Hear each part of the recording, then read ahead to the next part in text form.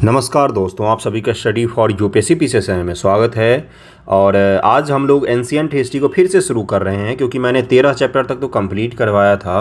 बच्चे वीडियो देखना छोड़ देते हैं, इसलिए मैं बंद कर देता हूं। बहुत मेहनत लगता है एक वीडियो को बनाने में। इसके साथ साथ मैं एक चीज़ और बोलूँगा आपको कि अगर आप सेल्फ़ स्टडी कर रहे हैं, सेल्फ़ स्टडी यानी कि खुद से पढ़ाई कर रहे हैं, किसी कोचिंग वगैरह पर निर्भर नहीं है, तो मैं आपको एक चीज़ बताता हूँ कि सबसे बड़ी दिक्कत ये आती है ना कि उसमें रूटीन फॉलो नहीं हो पाता है। डिसिप्लिन का बहुत ज़्यादा अभाव होता है कि किस प्रकार से पढ़ा जाए। और अगर पढ़ते भी हैं तो सप्ताह में एक दिन पढ़ लिया, उसके बाद से अगले 2 दिन तक पढ़ाई नहीं हो पाती है। तो इस कारण सेल्फ स्टडी में सबसे ज़्यादा दिक्कत आती है। इसका निवारण एक ही है। निवारण क्या है कि आपको अपना रूटीन फॉलो करना पड़ेगा। रूटीन अगर आपने फॉलो करना शुरू कर दिया तो क्या होगा, धीरे धीरे जाकर आपका तारतम्यता बैठ जाएगा लिखने पढ़ने के साथ में, और कॉन्फिडेंस बिल्डअप होगा। हवा में बातें एक भी नहीं करता हूँ। जो चीज़ 100% रियलिस्टिक नहीं होगा उसके बारे में कतई नहीं बताऊंगा आपको। तो इसलिए मैं क्या कह रहा हूँ कि एक रूटीन को फॉलो कीजिए और रेगुलर पढ़िए। रेगुलर का मतलब होता है कि सप्ताह में 5 से 6 दिन तो पढ़िए ही पढ़िए। आप एक दिन कोई भी चूज करके आराम कर सकते हैं, संडे मंडे, जब भी आपका मन करे अपने हिसाब से। लेकिन कम से कम रेगुलर 5 दिन तो एटलीस्ट पढ़िए ही सप्ताह में। और 4 से 5 घंटे, 6 घंटे, 7 घंटे, उससे भी ज़्यादा कैपेसिटी है तो वो पढ़िए। रेगुलरिटी सबसे ज़्यादा ज़रूरी होता है सेल्फ स्टडी में। वो कैसे संभव हो पाएगा? तो वो संभव हो पाएगा डेली टारगेट से। अगर आपने बनाया हुआ है कि सुबह से शाम तक मुझे 3 चैप्टर कंप्लीट करना है, और अगर आप नहीं करेंगे तो एक साइकोलॉजिकल दबाव बनेगा आपके ऊपर कि हाँ मुझे इस चीज़ को कंप्लीट करना है। तो पहले उस चीज़ को कंप्लीट कर लीजिए, फिर कोई और काम कर लीजिए। इससे क्या होगा, आपका कॉन्फिडेंस बिल्डअप होता जाएगा और कोर्स भी आप अपने आप से कंप्लीट कर लेंगे। ओके, और मैं ज़्यादा कुछ नहीं बोलूँगा। जिनको तैयारी करना होगा सीरियसली वो इस चीज़ को फॉलो करेंगे, जिनको नहीं करना होगा वो फिर आप नहीं ही करेंगे। उसके लिए तो मैं कुछ नहीं कर सकता हूँ। चलिए शुरू करते हैं मौर्य युग। देखिए आज का चैप्टर होगा मौर्यों के बारे में। बीपीएससी पीटी मेंस के लिए एंशिएंट हिस्ट्री का सबसे इंपॉर्टेंट टॉपिक। और अगला जो वीडियो होगा वो होगा मौर्यों का प्रशासन के बारे में। ये 2 चैप्टर से आपके पीटी में 2 से 3 सवाल, एक सवाल तो मिनिमम गारंटेड होता है, मतलब गारंटी लिखी रहती है, नो टर्म एंड कंडीशन, जरूर आएगा ही आएगा। इसको ध्यान में रखिएगा। और यहाँ से कला संस्कृति में भी एक सवाल मेंस में आपका पूछा जाता है। तो ये क्या है, चंद्रगुप्त मौर्य के बारे में पहले जानकारी लेते हैं कि मौर्य राजवंश की स्थापना चंद्रगुप्त मौर्य ने की थी। वह साधारण कुल का था। ब्राह्मण परंपरा के अनुसार उसकी माता शूद्र जाति की मुरा नामक स्त्री थी जो नंदों के रनवास में रहती थी। लेकिन पुराने बौद्ध परंपरा से ज्ञात होता है कि नेपाल के तराई से लगे गोरखपुर में मौर्य नामक क्षत्रिय कुल के लोग रहते हैं। देखिए हमारे इतिहासकार जो हैं उनके साथ सबसे बड़ी दुविधा क्या है, तो वो सामान्य तौर पर अगर आप उनका वीडियो देखेंगे तो थोड़े से लिबरल दिखेंगे, लेकिन पता नहीं क्यों शासकों की जाति खोजने में बहुत सारा समय बर्बाद करते हैं। शासकों की जाति पर बहुत सारा कुछ निर्भर करता है, इसीलिए समय बर्बाद करते हैं। उसके आधार पर, उसकी जाति का आधार पर ये जो इतिहासकार हैं ये उसकी नीतियों का विश्लेषण करते हैं कि किस प्रकार से नीतियाँ बनाई होगी उसने। अब चंद्रगुप्त मौर्य तो बहुत पहले चला गया, अब उसकी जाति ढूंढने में आज भी लोग रिसर्च करें, पीएचडी करते हैं कि चंद्रगुप्त मौर्य की जाति क्या थी। क्या करेंगे ढूंढ कर, तो उसकी नीतियों को हम व्याख्या करेंगे। तो चलिए देखते हैं कि क्या किस जाति का था ये। संभव है कि चंद्रगुप्त मौर्य इसी वंश का था। अपने शासन के अंतिम दिनों में जो नंदों की कमजोरी और बदनामी बढ़ती जा रही थी उसका फायदा उठाते हुए चंद्रगुप्त ने कौटिल्य नाम से विदित चाणक्य की सहायता से नंद राजवंश का तख्ता पलट कर दिया, और चाणक्य ने एक शासक को बिठाया पाटलिपुत्र यानी कि मगध साम्राज्य के गद्दी पर, और वहां से मौर्य राजवंश की शुरुआत होती है। इससे पहले आपने मगध साम्राज्य सुना होगा, इसके बाद आप क्या सुनते हैं, मौर्य साम्राज्य। यानी कि ये मौर्य राजवंश इतना ज़्यादा प्रचलित हुआ कि जिस मगध साम्राज्य का नाम मगध साम्राज्य हुआ करता था राजाओं का, चाहे वो बिंबिसार, चाहे हर्यक आए, चाहे शिशुनाग आए, चाहे नंद आए, हम उन सबको क्या बोलते हैं, मगध साम्राज्य। लेकिन यहाँ से हम क्या बोलते हैं, मौर्य साम्राज्य। ओके, इसका ध्यान में रखिएगा। अगला क्या है, तो अगला है कि चंद्रगुप्त ने शत्रुओं के, देखिए यहाँ पर विरुद्ध चाणक्य ने जो चालें चली उसका विस्तृत कथा मुद्रा राक्षस नामक नाटक में है, जिसकी रचना किसने की है, जिसकी रचना विशाख दत्त ने की है। विशाख दत्त बड़ा ही फेमस है। यूपीएससी पीटी 2023 में भी इनसे जुड़ा हुआ सवाल पूछा गया। एक चीज़ और मैं बताता हूँ, विशाख दत्त ऐसे लेखक हैं जो नाटककार हैं। पहली बात इसको ध्यान में रखिएगा। देखिए कई तरह के लेखक होते हैं। नाटककार का तात्पर्य होता है कि वो नाटकों की रचना करते हैं। अब नाटककार में विशाख दत्त जो है वो इसलिए जाने जाते हैं कि इन्होंने गुप्त वंश के शासक चंद्रगुप्त और मौर्य वंश के शासक, दोनों शासकों पर क्या लिखा है, मौर्य वंश और गुप्त वंश दोनों शासकों पर क्या लिखा है, नाटक की रचना की है। मौर्यों पर जो रचना की है उसका नाम है मुद्रा राक्षस, और जो गुप्तों पर लिखा है उसका नाम क्या है, आप मुझे बताएंगे। इसकी रचना विशाख दत्त ने 9वीं सदी में की। आधुनिक काल में इस विषय पर कई नाटक लिखे गए हैं। जस्टिन नामक यूनानी लेखक के अनुसार चंद्रगुप्त ने 6 लाख की फौज से सारे भारत को लौट डाला। यह बात सही भी हो सकती है, और अगला क्या है, और नहीं भी। लेकिन यह नहीं है कि चंद्रगुप्त ने पश्चिमोत्तर भारत को सेल्यूकस की गुलामी से मुक्त किया था, इसलिए चंद्रगुप्त मौर्य को भारत का मुक्तिदाता भी कहा जाता है।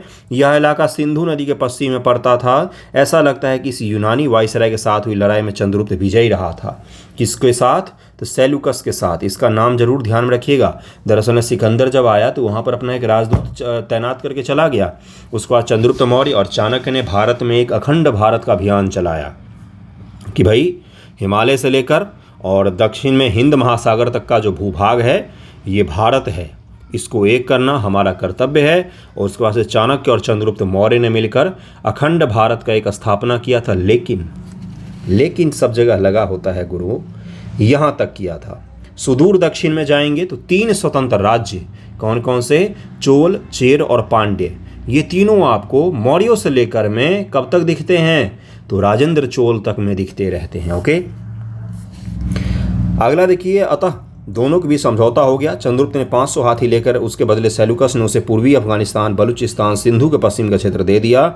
इस प्रकार चंद्रगुप्त ने विशाल साम्राज्य स्थापित कर लिया, जिसमें पूरे बिहार तथा उड़ीसा, बंगाल के बड़े भाग अतिरिक्त पश्चिम, उत्तर पश्चिम भारत का दक्कन भी शामिल था। पहली बार प्राचीन भारत में इतना बड़ा साम्राज्य किसी ने स्थापित किया, वो कौन था, तो चंद्रगुप्त मौर्य था। फलतः मौर्यों का शासन केवल तमिलनाडु को तथा पूर्वोत्तर भारत के कुछ भागों को छोड़कर सारे भारतीय उपमहादेश पर काबिज हो गया। कहाँ कहाँ पर, नॉर्थ ईस्ट इंडिया को छोड़ दीजिए, और दक्षिण में सुदूर का दक्षिण का इलाका छोड़ दीजिए, उसको छोड़कर बाकी सभी जगहों पर मौर्यों का राजवंश, अफगानिस्तान से लेकर पाटलिपुत्र तक, यहाँ से लेकर नीचे द्वार समुद्र से भी नीचे तक, सभी जगहों पर मौर्यों का राजवंश क्या हो गया, स्थापित हो गया है। चलिए आगे बढ़ते हैं। साम्राज्य का संगठन, अब इसको ध्यानपूर्वक पढ़िएगा। उससे पहले एक चीज़ बता दूं, बहुत सारे बच्चे कन्फ्यूजन में होंगे।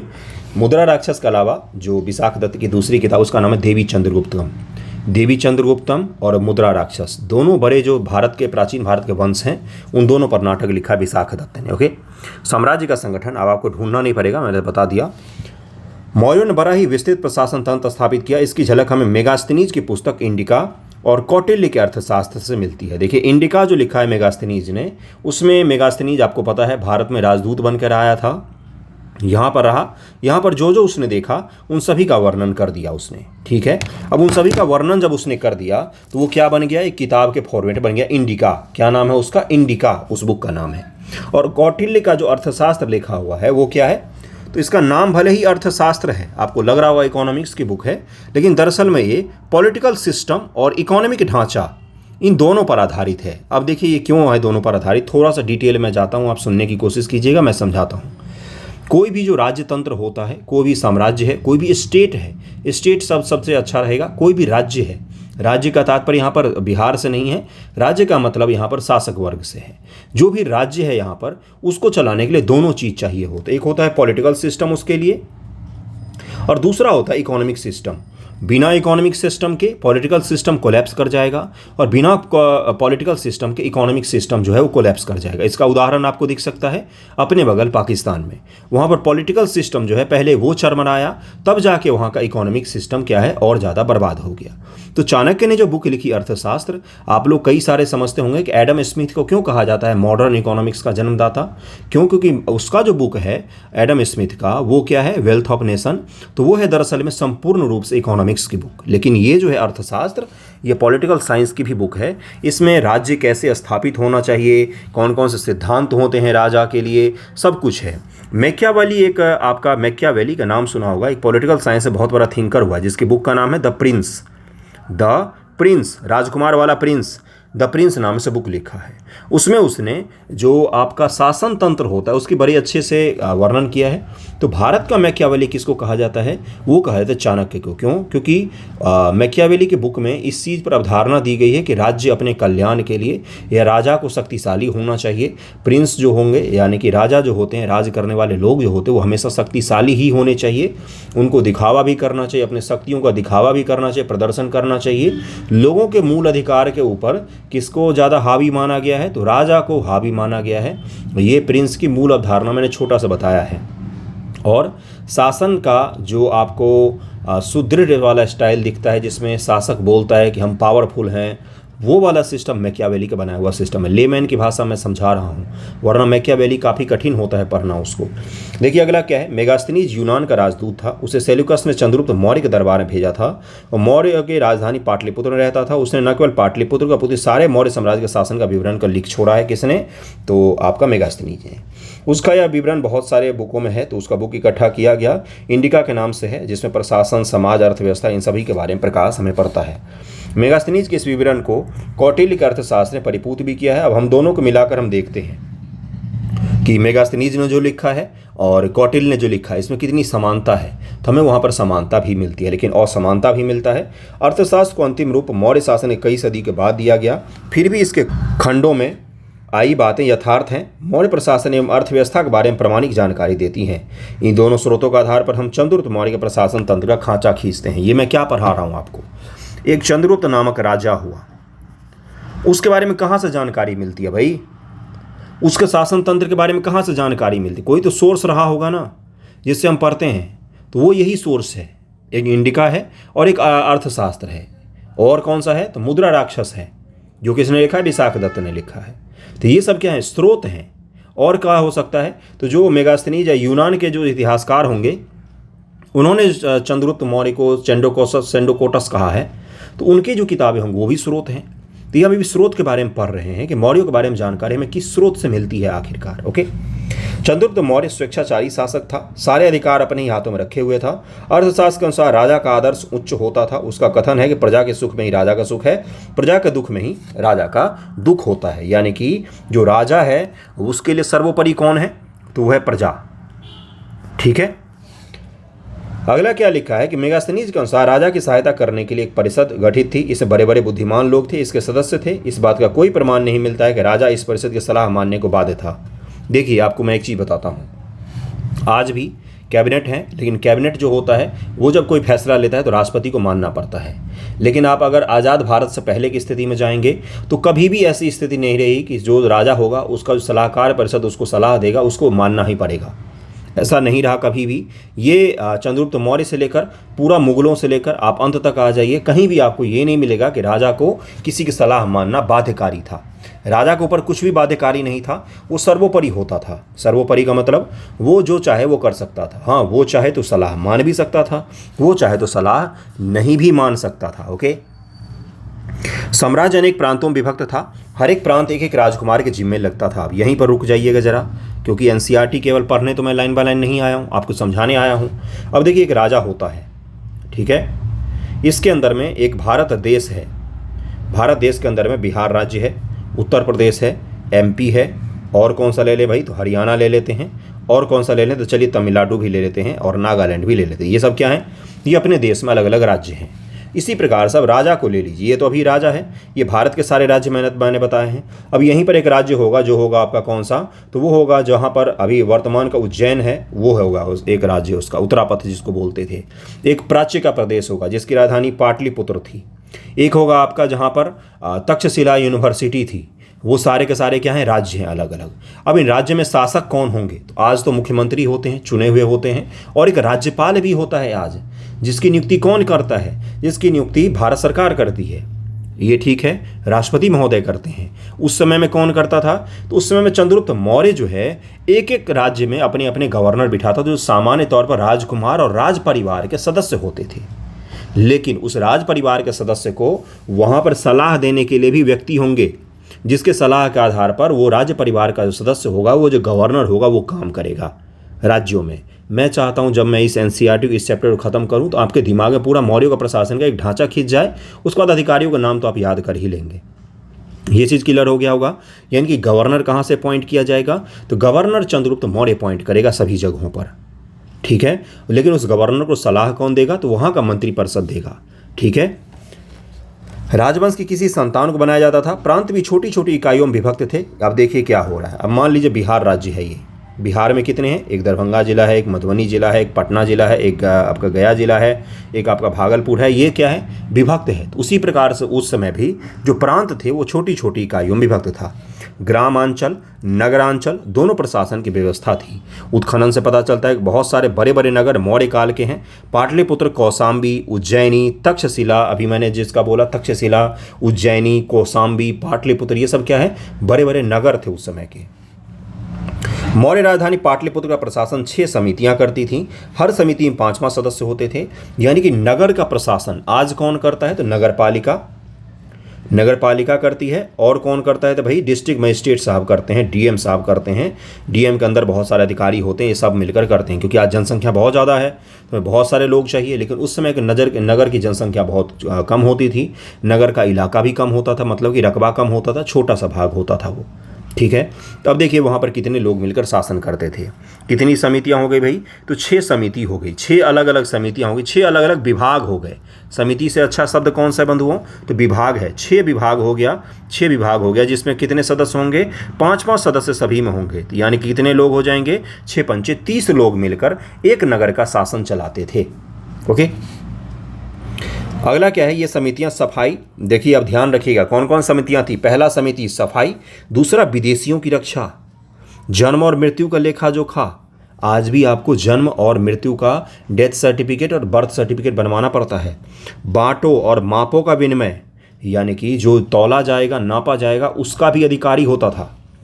इस तरह के अनन्य कार्य करती थी। मौर्य काल के कई प्रकार के बाट बिहार में विभिन्न स्थानों से पाए गए हैं।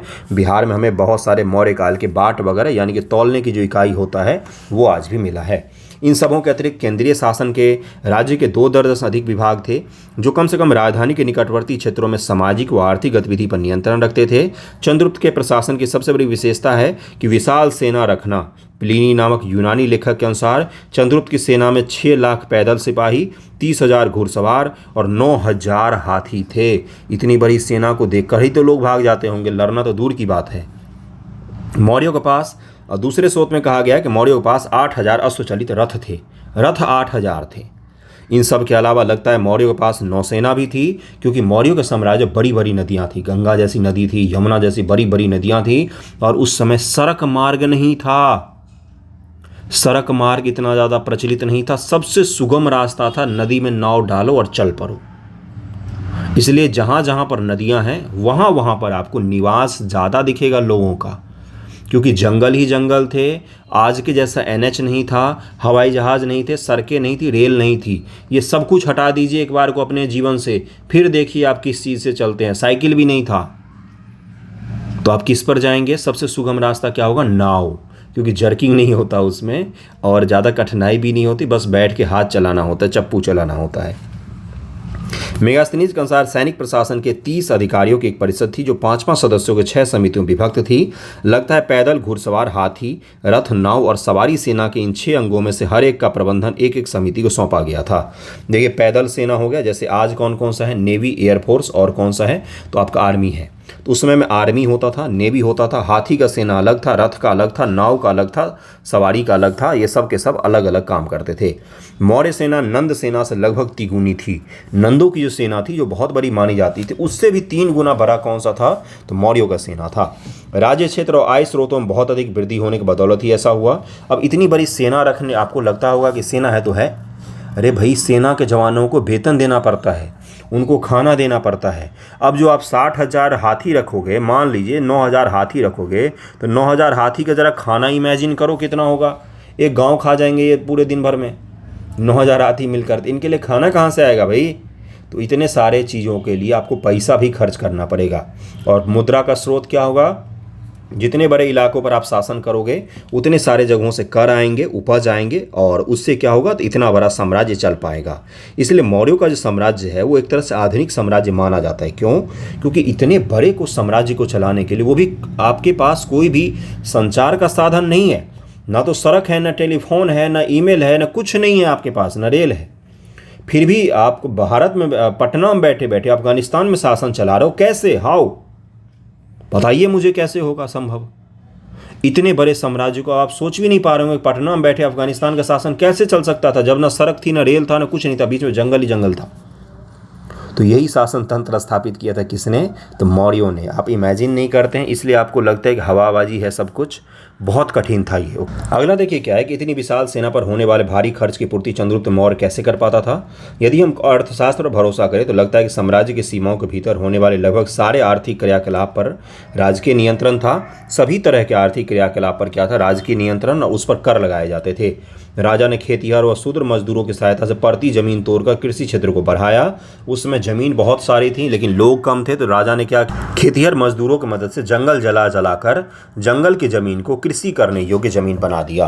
कृषि क्षेत्र बढ़ने से राज्य को अच्छी खासी आय होने लगी, क्योंकि उस पर नए नए बसाए गए किसानों ने अच्छा राजस्व आने लगा। जान पड़ता है किसानों से वसूल गए कर उनकी उपज के चौथे हिस्से से छठे हिस्से तक होते थे।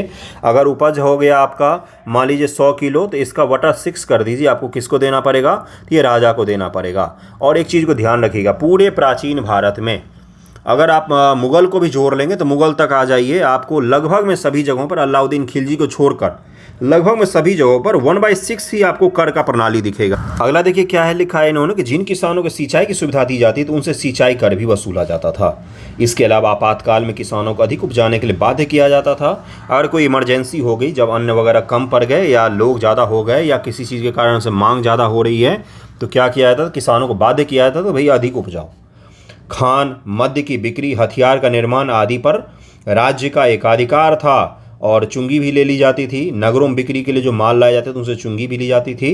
इन सबों से अवश्य ही राज्य को समृद्ध होता था। इस प्रकार चंद्रगुप्त ने सुसंगठित प्रशासन तंत्र कायम किया, उसे ठोस वित्तीय आधार प्रदान किया। एडमिनिस्ट्रेटिव सिस्टम जो होता है एडमिनिस्ट्रेशन का, उसके नीचे एक पावरफुल इकोनॉमिक सिस्टम काम करता है। अगर इकोनॉमिक सिस्टम एडमिनिस्ट्रेशन का आधार नहीं बनेगा, बेस नहीं बनेगा, तो कोलैप्स कर जाता है पॉलिटिकल सिस्टम। इस चीज़ को ध्यान में रखिएगा। कोई भी साम्राज्य जब आप पढ़ते हैं पतन किसी का क्यों हुआ, जैसे मौर्यों का जब आप पतन पढ़ेंगे तो उसमें आप पढ़ेंगे कि पॉलिटिकल सिस्टम जो है वो कहीं ना कहीं पहले के तुलना में कमज़ोर हो गया। सम्राट अशोक की जो छवि थी वो कमज़ोर हुआ, और वैसे छवि वाला कोई लीडर सामने नहीं आ पाया। इसके कारण से पॉलिटिकल सिस्टम कमज़ोर हुआ, लेकिन इकोनॉमिक सिस्टम बना हुआ रहा, जिसका बेनिफिट आपको कहाँ पर दिखेगा? तो मौर्योत्तर काल में जो आप देखते हो कि बहुत भारत सोने की चिड़िया बन जाती है, वो मौर्यों के ही स्थापित किए हुए पॉलिटिकल सिस्टम, इकोनॉमिक सिस्टम था जो काम कर रहा था नीचे। जो उन्होंने एग्रीकल्चर में निवेश किया, जो उन्होंने उद्योगों में निवेश किया, जो उन्होंने सड़कों में निवेश किया, उसका सारा बेनिफिट किसको मिलता है? तो मौर्योत्तर काल में आपको भारत में दिखता है। तो ये मैं क्या बता रहा हूँ कि एक इकोनॉमिक सिस्टम और पॉलिटिकल सिस्टम की स्थापना भारत में हो चुकी है। अब इसी सिस्टम में नाम बदल बदल के कहाँ तक यूज होगा? तो मुगलों तक में इस सिस्टम को आप देख सकते हैं, बस नाम बदला गया है। वहाँ पर मुगलों में थोड़ा सा परिवर्तन जरूर दिखेगा आपको दिल्ली सल्तनत के बाद, लेकिन उससे पहले के राजपूत काल तक में यही पूरा सिस्टम काम करता है, बस अधिकारियों के नाम बदल जाते हैं थोड़े बहुत चेंजेस के साथ। ये जो सिस्टम खड़ा हुआ, और आज के आज़ाद भारत में यही सिस्टम काम कर रहा है। ठीक है, बिहार में आज भी कलेक्ट्रेट को समाहरणालय कहा जाता है। समाहरणालय, समाहर्ता पद जो शब्द नाम आया है, वर्ड आया है, ये मौर्यों के काल से ही आया है। मौर्यों के बनाए हुए प्रशासन तंत्र से ही समाहर्ता शब्द आया है। बिहार में कलेक्ट्रेट के बाहर लिखा रहता है समाहरणालय। समझ में आ रहा है चीज़ें? एनसीईआरटी केवल रीड नहीं करना होता भाई, उसको समझना भी होता है। अब आ जाइए सम्राट अशोक महान पर। देखिए अपने देश में इनको अशोक बोलते हैं, लेकिन आप इंग्लिश लिटरेचर को सर्च कीजिए या ऑनलाइन कभी भी विदेशी स्रोत को पढ़ेंगे तो ग्रेट अशोका इनके नाम के साथ लिखा रहता है। द ग्रेट अशोका, क्या लिखा रहता है? अशोका, ग्रेट अशोका। किसी अच्छे हिस्टोरियन की किताब पढ़ेंगे तो अशोक महान, अशोक के साथ महान शब्द लिखा ही रहता है। ओके, क्यों है महान? देखिए कोई भी व्यक्ति अगर महान होता है तो उसके पीछे की मैं बता देता हूँ, समझिएगा, और ये कॉन्सेप्ट है। कोई भी व्यक्ति अगर महान है तो अपने युग की तो बात करेगा ही, लेकिन अपने युग से आने वाले जो युग हैं उसकी बातें उस युग में भी प्रासंगिक होंगी, रिलेवेंट होंगी। जैसे महात्मा बुद्ध जब बोलते थे कि भाई पर्यावरण जो है ये अगर सही नहीं रहेगा तो भी क्या होगा, कहीं न कहीं मनुष्य को कष्ट पहुंचेगा, समाज को कष्ट पहुंचेगा। इसलिए पेड़ पौधों तक को काटने से मना करते थे कि उसमें भी जीव है। जैन धर्म ले लीजिए, बौद्ध धर्म ले लीजिए, हिंदू धर्म में भी ये चीज़ें हैं कि पेड़ पौधों तक को नुकसान मत पहुंचाओ। तो यानी कि क्या हो रहा है, जब भारत में पेड़ ही पेड़ थे, जंगल ही जंगल थे, जानवर ही जानवर थे, उस समय में भारत में ये सिद्धांत दिया गया कि ये जानवर भी हमारे ही साथ रहने के लिए हैं, इनका इंसानों के साथ रहना ज़रूरी है, नहीं तो हमारा इकोलॉजिकल सिस्टम कोलैप्स कर जाएगा। ये चीज़ बोला गया था, सभी धर्मों में बोला गया लगभग में। ये क्यों है कि ये क्या है, ये क्या आज रिलेवेंट है? तो बिल्कुल रिलेवेंट है भाई, बिल्कुल रिलेवेंट है।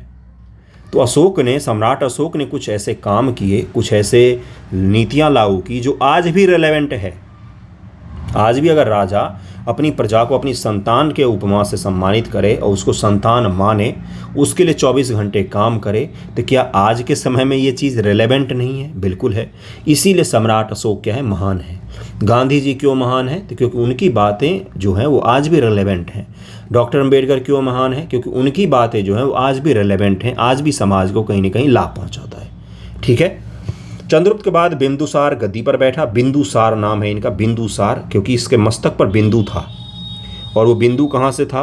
तो बिंदु चाकू की नोक लग गई थी। दरअसल में इसकी माँ को जो जब ये पेट में था तो चंद्रगुप्त को एक किस्सा सुना दे। चंद्रगुप्त को चाणक्य जो है रोज भोजन में थोड़ा थोड़ा सा जहर देता था, जिससे क्या हो, चंद्रगुप्त मौर्य का जो शरीर है वो जहर को लेकर भी क्या हो जाए, तो बैलेंस हो जाए। अगर कोई उसको पॉइजन भी दे तो उसके ऊपर कोई असर ना पड़े, इसलिए उसके खाने में रोज चाणक्य थोड़ा थोड़ा जहर देता था।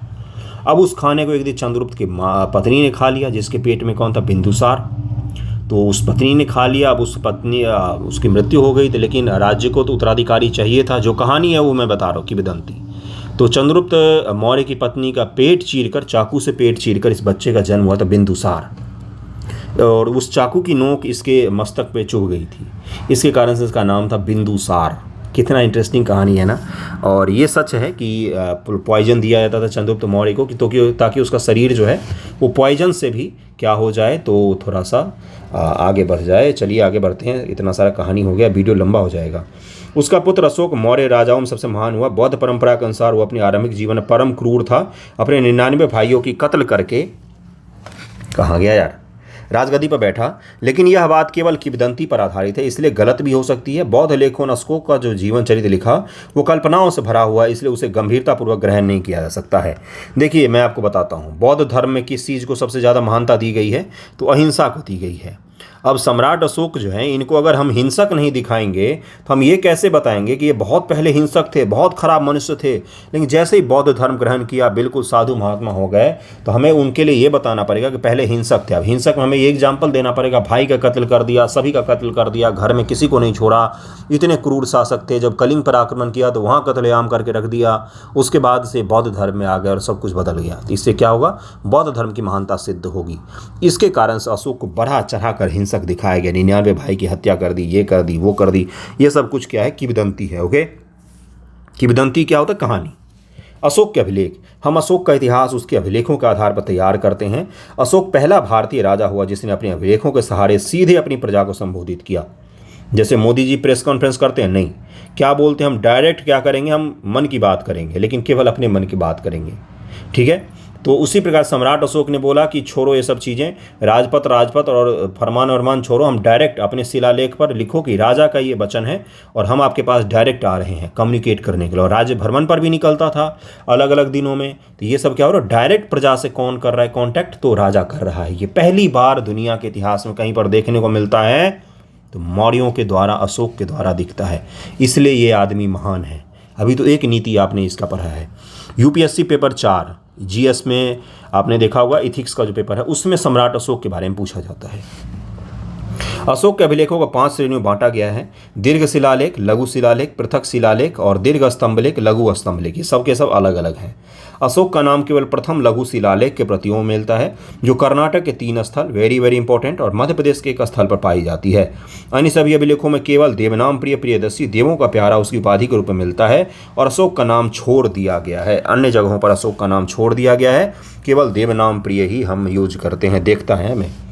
ये अभिलेख शिलाओं पर पत्थर के पॉलिशदार शीर्षयुक्त स्तंभों पर, गुहाओं में एक मामले मिट्टी के कटोरे पर भी खुदे हुए हैं। एक ही मामला ऐसा है जहां पर मिट्टी कटोरे पर भी खुदा हुआ है। ये न केवल भारतीय उपमहाद्वीप में है अपितु अफगानिस्तान में भी पाए गए हैं।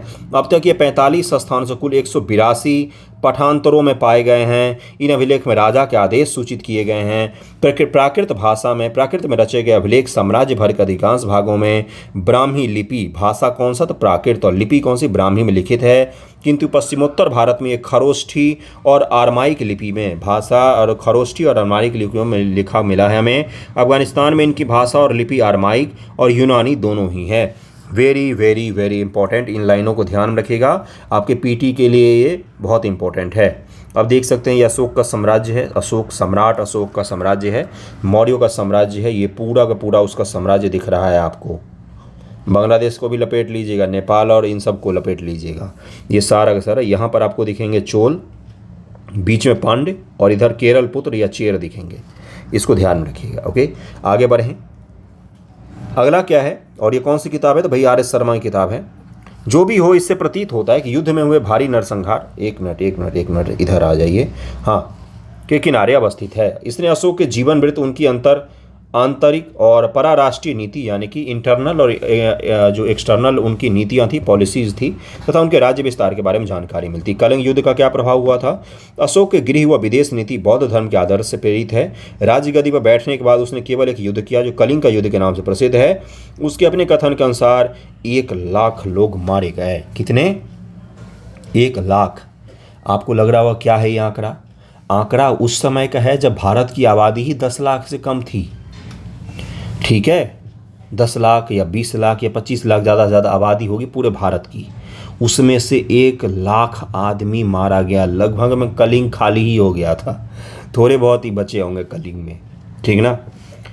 कई लाख बर्बाद हुए, 1.5 लाख बंदी बनाए गए। ये आंकड़े अतिशयोक्तिपूर्ण हैं क्योंकि अशोक के अभिलेख में शत सहस्त्र शब्द का प्रयोग कहावती, ओके, क्या है, हाँ, तौर पर किया गया। यानी कि अशोक ने शत सहस्त्री शब्द लिखा है। ये थोड़ा सा हो सकता है कि भाई किंवदंती या इस तरह के मैच करने के लिए लिख दिया हो उसने, लेकिन हकीकत में जो है ये इतना बड़ा आंकड़ा नहीं माना जाता है। इसको भी ध्यान में रखिएगा। देखिए, जो भी हो, मुख्य रूप से क्या था भाई कि बहुत सारे लोग मारे गए और सम्राट का हृदय जो है इसके बाद दहल गया। ठीक है, इस युद्ध के कारण ब्राह्मण, पुरोहित, बौद्ध भिक्षुओं को भी बहुत कष्ट झेलना पड़ा, जिससे अशोक को गहरी व्यथा और पश्चाताप हुआ। इसलिए उसने दूसरे राज्यों पर भौतिक विजय पाने की नीति छोड़ दी और सांस्कृतिक विजय की नीति अपनाई। कल्चरल रूप से किसी को जीत लो। किसी को हराना बहुत आसान होता है, किसी को जीतना मुश्किल होता है। ये जो मैंने लाइन बोला है, इसका अगर आप अर्थ समझेंगे तो आप सब कुछ समझ जाएंगे सम्राट अशोक के बारे में। किसी को हराना आसान होता है कि उसको हटा के घुटनों पर बिठा दो, लेकिन किसी को जीत लेना, जिससे वो खुद आपके सामने जीत कर आपको अपने घुटने पर बैठ जाए कि हम आपके पलीभूत हो गए, वो बहुत मुश्किल काम होता है। सम्राट अशोक की नीति यही थी कि भौतिक विजय नहीं चाहिए, हमें मारकाट नहीं चाहिए, सीमा नहीं बढ़ाना है। अपने सांस्कृतिक और आध्यात्मिक उपलब्धि को, अपनी नीतियों को चारों तरफ फैलाना है। इसी को क्या कहा जाता है, कल्चरल रूप से। अब हम विक्ट्री की तरफ में सम्राट अशोक का गया ध्यान कि देखो दरअसल में हो क्या रहा है, इसके पीछे इनकी जो नीतियां थी। अब थोड़ा सा मैं गहराई में जा रहा हूँ, जाने दीजिएगा, पढ़ लीजिए, कोई बात नहीं। 10 ही लोग देखेंगे, 10 ही लोग देखे यार, मुझे जो पढ़ाना मैं पढ़ाऊँगा। सुनिए मेरी बातों को। सम्राट अशोक कोई मूर्ख नहीं थे, ना तो बहुत बड़े देवता थे कि वो लोगों के कल्याण को उतारू थे। पहली बात तो ये सुनिए। अब थोड़ा सा रियलिस्टिक चलते हैं। भारत का साम्राज्य याद कीजिए कितना बड़ा सा साम्राज्य है। फोटो में ही दिखाकर समझाता हूँ जिससे और अच्छे समझ में आएगा। ये पूरा का पूरा साम्राज्य है। यहाँ पर बैठे हुए व्यक्ति को यहाँ तक राज्य करना है, यहाँ तक राज्य करना है। आपने सुना होगा कि चंद्रगुप्त मौर्य के समय में, नंदों के समय में और मगध के जो अलग अलग शासक थे उसके समय में कभी यहाँ पर विद्रोह हो रहा है, कभी यहाँ पर विद्रोह हो रहा है, कभी यहाँ पर विद्रोह हो रहा है, कभी यहाँ पर विद्रोह हो रहा है। अलग अलग जगहों पर हमेशा विद्रोह होते रहते थे। सम्राट अशोक से ज़्यादा चतुर शासक जन्म नहीं हुआ आज तक। उन्होंने बोला कि विद्रोह क्यों होता है, क्योंकि लोग जो हैं वो शासन और सत्ता से जुड़ाव महसूस नहीं करते। तो उनका इमोशनल रूप से जुड़ाव महसूस करवाओ। किस प्रकार से करवाओ, तो लोग अपने माँ बाप के खिलाफ विद्रोह करते हैं क्या? नहीं करते हैं। तो उनको ये एहसास दिलाओ कि राजा उनका माँ बाप है, हम उनके हर सुख दुख में उनके साथ खड़े हैं। उनको ये बताओ कि प्रजा जो है वो मेरी संतान है, हम उनके साथ कैसे रहेंगे, तो जैसे एक माँ बाप अपने बच्चों के साथ में रहते हैं। हम उनके लिए सड़क का निर्माण करेंगे, सड़क के किनारे उनके खाने के लिए पेड़ का वृक्ष लगाएंगे, फलदार वृक्ष लगाएंगे, पीने के पानी का इंतजाम करेंगे, भोजन का इंतजाम करेंगे। अकाल पड़ेगा तो वहाँ पर हम धन मुहैया करवाएंगे, गरीबों को और वंचितों को हम मुहैया करवाएंगे धन। इसके अलावा उन्होंने अभिलेख पर यह तक लिखा है कि लोगों को अपने माँ बाप की सेवा करनी चाहिए, गुरुजनों का आदर करना चाहिए। ये सब बातें कौन करता है? एक माँ बाप अपने बच्चों के साथ में करता है। ये सम्राट अशोक की नीति थी। इसके बाद से सम्राट अशोक के पूरे कार्यकाल में नॉट अ सिंगल विद्रोह, कहीं पर भी कोई रिवॉल्ट देखने को हमें नहीं मिलता है। न तो उज्जैन में, न तो तक्षशिला में, पेशावर में, कहीं भी नहीं, कोई भी विद्रोह देखने को नहीं मिलता है। तो सम्राट अशोक की जो नीति है वो एक बहुत बड़े पॉलिटिकल नीति है। सोशल नीति से भी ज़्यादा किसकी नीति है? वो पॉलिटिकल है। सम्राट अशोक महान है क्यों? क्योंकि उन्होंने वो नीति निकाल ली जिसके द्वारा उस समय में, जब ना तो संचार था, ना सैन्य व्यवस्था इतनी प्रचलित थी, यहाँ पर अगर कोई विद्रोह हुआ है तो उसके बारे में यहाँ पर जानकारी पहुँचने में 10 दिन लग जाएंगे मिनिमम। घोड़ा सभी भागेगा तो भी। उस समय में इन्होंने यहाँ पर विद्रोह वगैरह समाप्त कर दिया। कहीं पर कोई विद्रोह नहीं, पूरा साम्राज्य शांति से था। यही नीति थी उनकी। आज तक आपने पढ़ा होगा कि शिलालेख स्थापित की, यही वो नीति थी जिसको स्थापित करना चाहते थे। समझ में आ गया होगा, उम्मीद करता हूँ। चलिए आगे बढ़ते हैं। इसलिए उसने दूसरे राज्यों पर भौतिक विजय पाने के छोड़कर सांस्कृतिक विजय की। उन्होंने भेरी घोष के बदले धम्म घोष, यानी कि धम्म का तात्पर्य क्या होता है? धर्म से भी ले सकते हैं। धर्म घोष, नीति नैतिकता। शब्द कौन सा यूज करेंगे? नैतिकता। धम्म का मतलब नहीं समझ में, धर्म का मतलब नहीं समझ, नैतिकता। ओके। हम अशोक के शब्दों में उसके 13वें शिलालेख के कुछ उदाहरण पाते हैं। ये उनके 13वें शिलालेख के बारे में लिखा गया है, पढ़ सकते हैं आप बैठकर। अब अशोक ने कबायली, देखिए यहाँ पर क्या लिखा हुआ, कबायली समुदायों और सीमावर्ती राज्यों को अपने आदर्शात्मक विचारों से प्रभावित किया।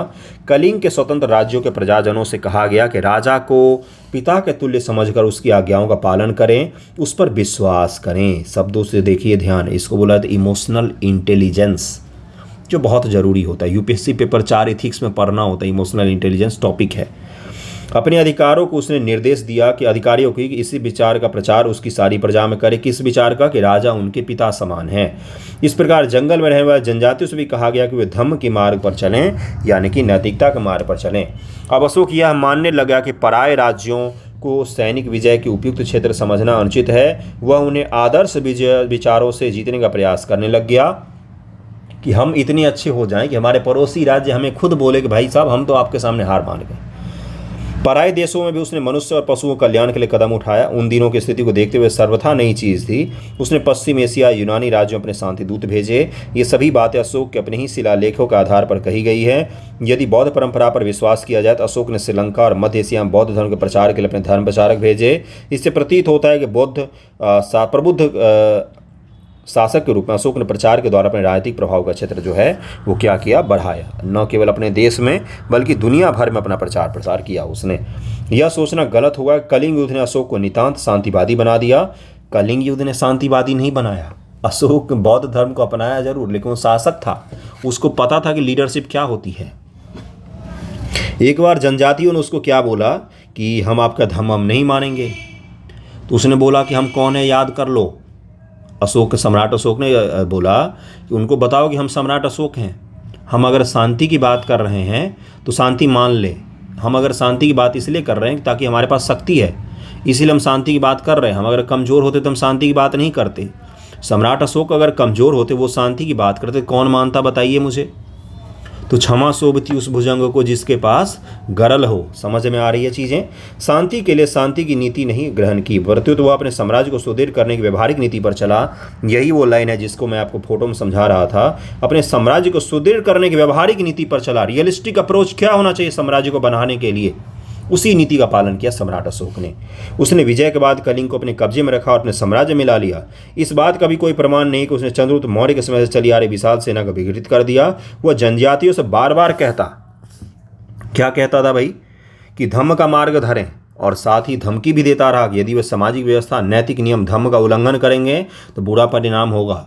बोला कि देखो भाई, हम अगर शांति की बात करें, शांति मान लो, नहीं तो हम बुरा परिणाम भी होगा। ठीक है, तो इसका मतलब क्या था, रियलिस्टिक अप्रोच था शासन के प्रति, बुरे लोगों के साथ बुरे व्यवहार और मनमाना, जहाँ पर ज़बरदस्ती करना पड़े, जहाँ पर डंडा का काम हो डंडा काम लो, जहाँ पर गले लगा के काम चल जाए वहाँ पर गले लगा के काम लो। यही रियलिस्टिक अप्रोच होता है, आज भी शासन का यही अप्रोच होता है। अगला है कि अपने साम्राज्य के भीतर उसने एक तरह के अधिकारियों की नियुक्ति की जो राजुक कहलाते थे। राजुक, इन्हें प्रजा को न केवल पुरस्कार ही बल्कि दंड देने का भी अधिकार सौंपा गया था। जो समाज में गलत करेगा उसको दंडित भी किया जाएगा। धर्म के सहारे साम्राज्य को सुदृढ़ करने का अशोक की नीति फलवित हुई। कांधार अभिलेख से मालूम होता है कि उसकी इस नीति की सफलता बहेलियों और मछुआरों पर भी हुई। उन्होंने जीव हिंसा को त्याग कर संभवतः स्थिरवासी होकर कृषक का जीवन अपना लिया था, क्योंकि अशोक ने कहीं न कहीं जीव हत्या पर भी क्या बोला था कि भाई रोक लगाओ, इतना ज़्यादा जीवों को नहीं मारना है। आंतरिक नीति और बौद्ध धर्म, कलिंग युद्ध के परिणाम स्वरूप अशोक बौद्ध हो गया। परंपरा बताती है कि बौद्ध भिक्षु हो गया था, भिक्षुओं का अपार दान दिया, बौद्ध धर्मस्थलों की यात्रा की। उसकी इस यात्रा का वर्ण संकेत उसके अभिलेख में धम्म यात्रा के शब्द से मिलता है। उसने धम्म यात्रा नाम से शब्द यूज किया हुआ है, धम्म यात्रा। पारंपरिक अनुश्रुति के अनुसार अशोक ने बौद्धों का तीसरा सम्मेलन संगति आयोजन करवाया और धर्म प्रचार को केवल दक्षिण भारत ही नहीं बल्कि श्रीलंका, बर्मा आदि देशों में भेजा। वहां के लोगों को बौद्ध धर्म में लाया गया। ईसा पूर्व 2वीं और 1ली सदी के ब्राह्मी अभिलेख श्रीलंका में मिलते हैं, जहां पर यह पता चलता है कि सम्राट अशोक के जो द्वारा भेजे गए दूत थे वो देश के बाहर भी जगह जगह पर गए थे। अगला क्या, सम्राट अशोक ने अगला क्या किया, तो अपने बारे में बड़ा ही उच्च आदर्श रखा। वह आदर्श था कि राजा पिता के तुल्य होता है। उसने अपने अधिकारियों को बार बार कहा कि राजा प्रजा को अपनी संतान समझता है, यह बात वो प्रजा को बता दे। अधिकारियों से भी क्या कहा उसने कि राजा का प्रतिनिधि के नाते वे प्रजा की देखभाल किया करें। किसको बोला, अधिकारियों को, कि प्रजा के माई बाप मत बनो, उनकी देखभाल करो। बाप यहाँ पर कौन है, तो एक ही है। ठीक है, तो समझ में आ रहा है चीज़ें आपको। सम्राट अशोक की नीति को तो समझ गए होंगे आप कम से कम। अशोक ने नारी सहित समाज के विभिन्न वर्गों के बीच धर्म का प्रचार करने के लिए धम्म महामात्र बहाल किए। अपने साम्राज्य में न्याय कार्य करने के लिए उसने राजकों को भी नियुक्त की। ये सारे शब्दावली जो है इंपॉर्टेंट हैं, ये आपसे पूछे जा सकते हैं। वह कर्मकांड का विशेषतर स्त्रियों में प्रचलित अनुष्ठान या रस्मों का विरोधी था। उसने कई तरह के पशु पक्षियों की हिंसा पर रोक लगा दी। उसकी राजधानी में तो प्राणी को मारना पूर्णतः निषिद्ध था। पाटलिपुत्र में अगर किसी ने प्राणी को मारा तो वो गया फिर प्राणी वो। ठीक है, उसने ऐसे तरक भरक वाले सामाजिक समारोह पर भी रोक लगा दी जिसमें लोग रंगरेलियां मनाते थे, पार्टियां वगैरह करते थे, नाचते गाते। उन्होंने बोला बंद करो ये सब चीज़ें, ये सब घटिया चीज़ें बंद करो। परंतु अशोक का धर्म संकुचित नहीं था। इसे हम संप्रदायवादी नहीं कह सकते हैं। इस धर्म का व्यापक लक्ष्य था समाज को सुव्यवस्थित बनाए रखना। इसका उद्देश्य था कि लोगों को माता पिता का आज्ञा माने, ब्राह्मण बौद्ध भिक्षुओं का आदर करें। अब ब्राह्मण का तात्पर्य यहाँ पर जाति से मत लीजिएगा।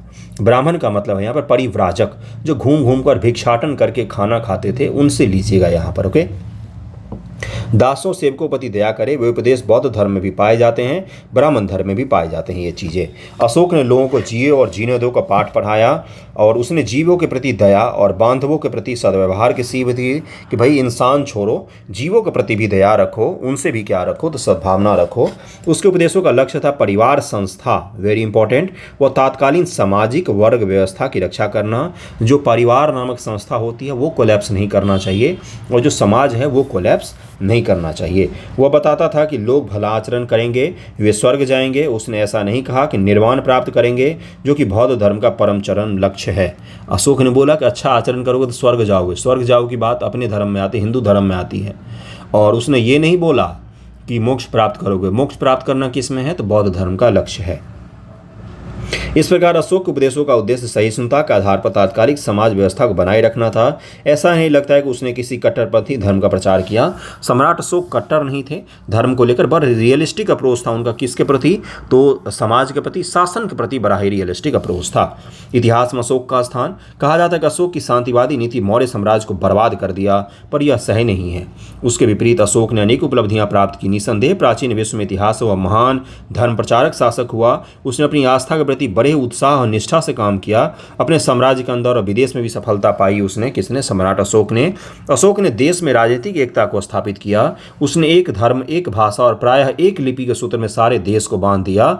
देश का एकीकरण करने वाला पहला शासक कौन था, समुद्रगुप्त चंद्रगुप्त मौर्य ने प्रशासन के तौर पर एक किया, लेकिन उनको वास्तविक तौर पर, इमोशनल तौर पर, ये एक देश है, इसका एक शासक होगा, एक भाषा होगी, एक तरह का होगा और इसके प्रति हमारा सम्मान होना चाहिए, मिट्टी एक ही है। इसकी भावना किसने डेवलप की, तो सम्राट अशोक ने। उसने अधिकांश अभिलेख ब्राह्मी में है, पर देश के एकीकरण में उसने ब्राह्मी, खरोष्टी, आरमाइक, यूनानी सभी लिपियों का सम्मान किया। उसने बोला कोई बात नहीं, भाषा किसी पर मत थोपो, जिस भाग में जो भाषा चलती है उसी भाषा में लिखो उस चीज़ को।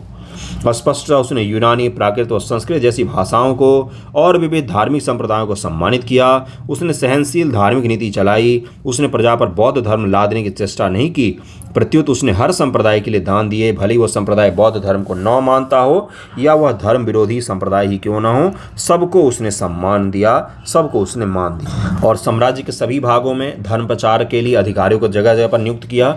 सबसे बढ़कर इतिहास में अशोक का नाम उसकी शांति, अनाक्रमण, इतनी बड़ी सेना थी। तो आपने सुना है ना कि भारत पर अटैक करने बाहर से लोग आए, कभी सुना है कि सम्राट अशोक गए बाहर अटैक करने? नहीं।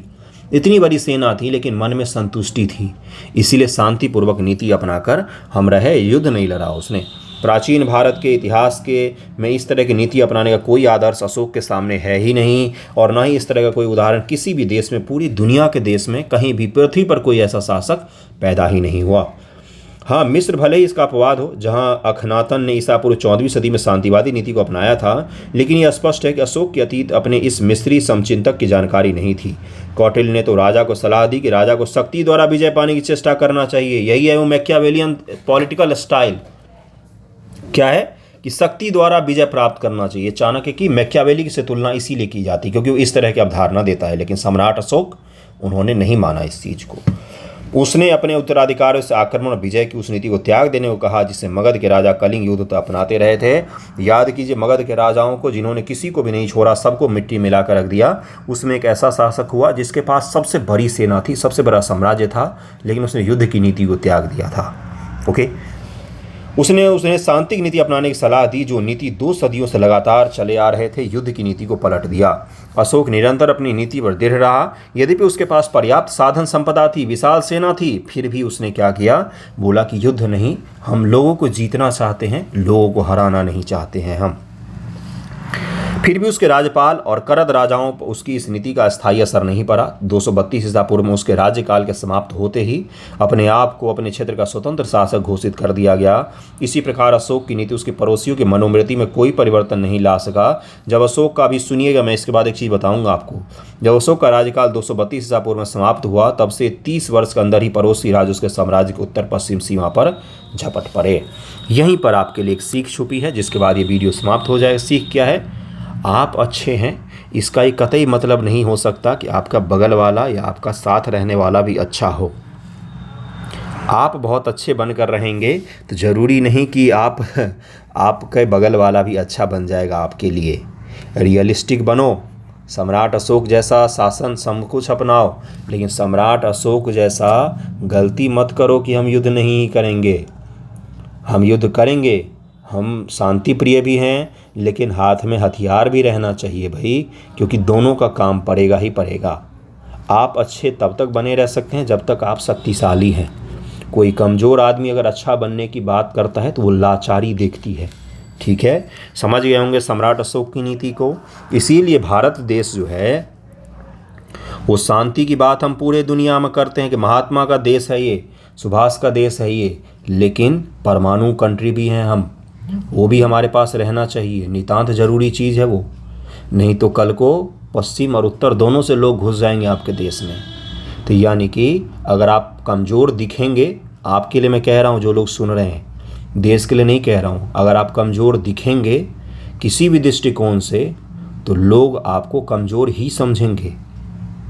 कमज़ोर दिखने वालों को लेकर लोग सहानुभूति दिखाते हैं, उनकी तारीफ़ नहीं करते हैं। और सहानुभूति और तारीफ़ में ज़मीन आसमान का फ़र्क होता है। सहानुभूति किसी का भी नहीं लेना चाहिए। Be realistic, be strong. मनोबल के दृष्टिकोण से भी, पढ़ लिख के, सामरिक दृष्टिकोण से, पैसे के दृष्टिकोण से, हर दृष्टिकोण से मजबूत बनना चाहिए, नहीं तो कुचल दिए जाते हैं लोग। देखिए इन सवालों को क्या लिखा हुआ है। धम्म राजुक, भेड़ी घोष, श्रमण, धम्म घोष, धम्म महामात्र। इनको परिभाषित कीजिए। चंद्रगुप्त मौर्य किस प्रकार मौर्य शासन स्थापित किया? सबसे अच्छा सवाल जो इसका है वो क्या है? मौर्य सम्राट अशोक का मूल्यांकन करें। इनका मूल्यांकन जरा कीजिए, देखिए क्या क्या किया इन्होंने। मौर्यों के इतिहास के मुख्य स्रोत क्या क्या हैं, इनके बारे में लिखिए जरा। और विजुएशन कीजिए कि मौर्य साम्राज्य की स्थापना से हुए राजनीतिक परिवर्तनों पर क्या क्या प्रभाव हुआ, इन सबको लिखने की कोशिश कीजिएगा। कैसा लगा है वीडियो ज़रूर बताइएगा मुझे। थैंक यू सो मच आप सभी का।